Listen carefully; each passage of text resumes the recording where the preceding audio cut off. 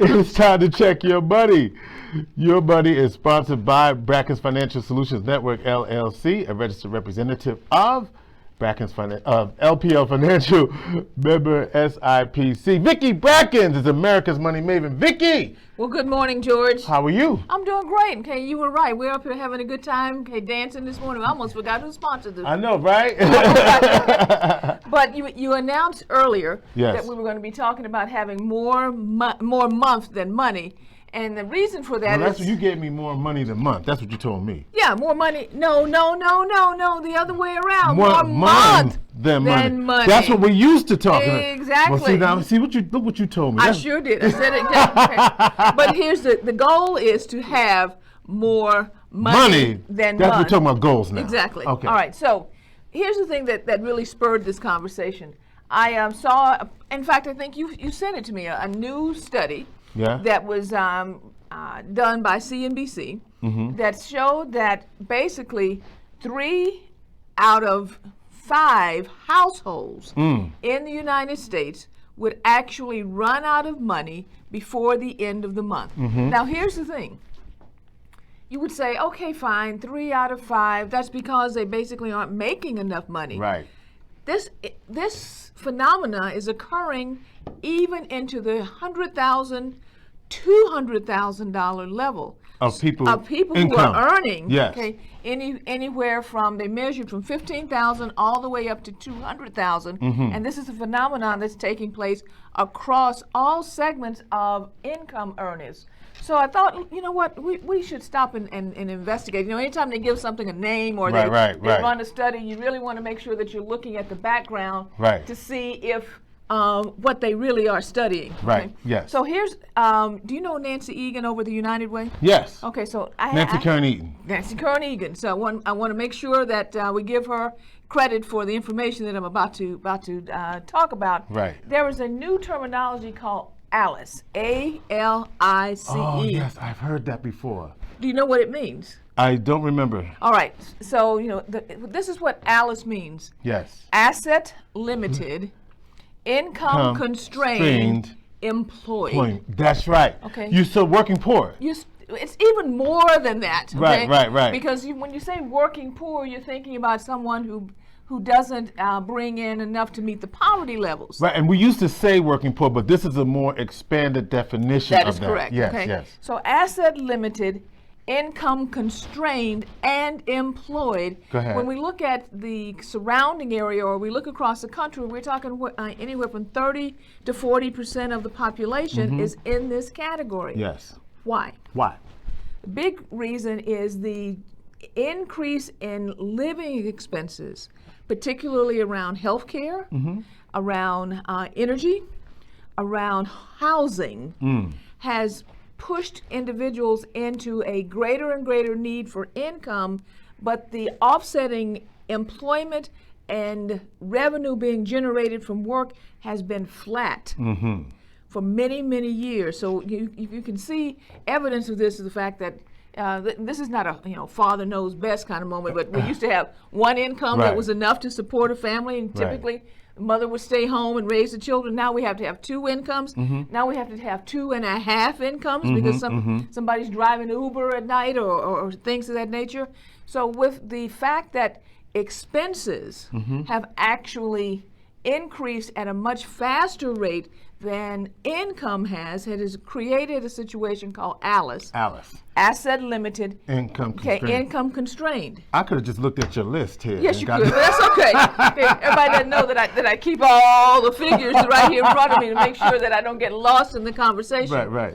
So what would it take for you to have a basic survival income? Is what I want to give everyone a goal. Because when you're going out to look for a job and you're trying to put a budget together, you've got to have enough revenue coming in to actually live the life that you want to live. So this is based on having a mother, a father, or 2 individuals working in the household and 2 children. 2 children. Okay, and we use infants because they cost more. Yeah. Okay, because of health care. Right. And a toddler because of those health care costs. Expenses. So you're putting that in the mix. We're putting that in the mix. Okay. What is really going to take in our local area for you to not be in the asset limited income constrained category. Okay, is about $71,000 a year in the household. In this area. Right. Okay, so that means they're both combined. Combined, not Okay. each, Right. combined. So the revenue coming into the At household minimum.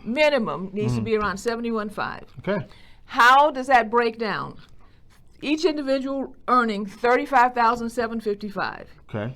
Or each individual earning $17 an hour. Now, the reason I've told you this before, to break those down into segments is because when you say $71,000, that sounds like, oh my God. It's a lot of money. It's a lot of money. Sounds like. Sounds like a lot of money. Right, and right. still you start backing into Right. what that means on an annual basis and what that means on an hourly basis.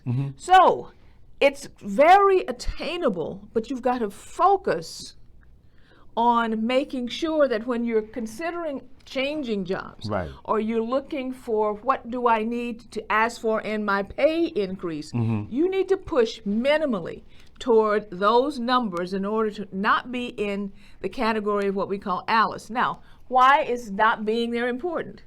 Otherwise, you run into consistently situations that we call more money. More month than money. Okay? Right. Where when incidental expenses come up, you don't have a safety net because there was never enough there to In the first actually place. save. Okay? Yeah. You have always the stresses related to the fact that I may, if something happens, a kid comes home and says we need to go on a picnic for the class, and I need an extra $50 this week. Or Where is that going to come from? or the pictures have to be taken.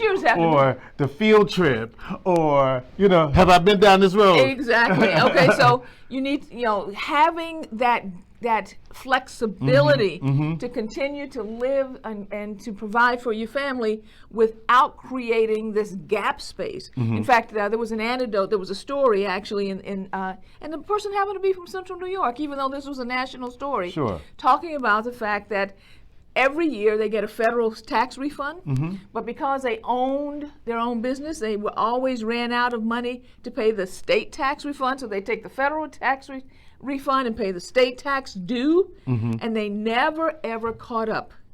So finally they decided to build into their budget on a 12-month basis, because it's a big thing when you have to come up with $3,000. It's not such a big thing when you have to come up with enough to cover it over 12 months. Got it. $300 a month, $75 a week is a different type of mentality, a different type of stress, a different type of planning when you are backing into those expenses. So here's my big takeaway for everyone. There are two categories of individuals that I'd like to talk to right now. I'm going to look right in the camera. One, those who are below the Alice category. Don't think that I am saying that you have done something wrong. You just need to understand what it's going to take to get above that category, and we gave you the numbers there. Once you do and you have surplus income, we need to put together a plan on how to capture and retain those excess dollars to prepare for emergencies. Those of you who are already above the Alice category, who are in the $100,000 level, who are in the $200,000 level, who are concerned with why am I always running out of money? Right. It's about your expense categories and where you are focusing. Right. You too need a plan. Right. You need a plan that's going to be necessary, that's going to identify the things that are really important to you in life. Remember what's important about money to you? Yes. And how to accomplish those things without blowing the budget around all of the extraneous stuff that we let creep into our budgets. So George, I think at this point in time, that's pretty much a plate full. Yes. But I'm going to stop at this point in time and tell everyone that I hope that you will make sure that if you have any concerns, that you give us a call. You can reach us at area code 315-930-4499 or on info@Brackens Financial Solutions Network. And oh yes, and I'll see you all at the Marriott next Sunday. Okay, next Sunday at 4 p.m. for our 12th annual Black History Month Jazz Cabaret. And I'll say now, our plate is full. All right, that's Vicki Brackens. Vicki Brackens is the president of Brackens Financial Solutions Network, LLC, and a registered representative, smile for him, Vicki, and a registered representative of LPL Financial, member SIPC.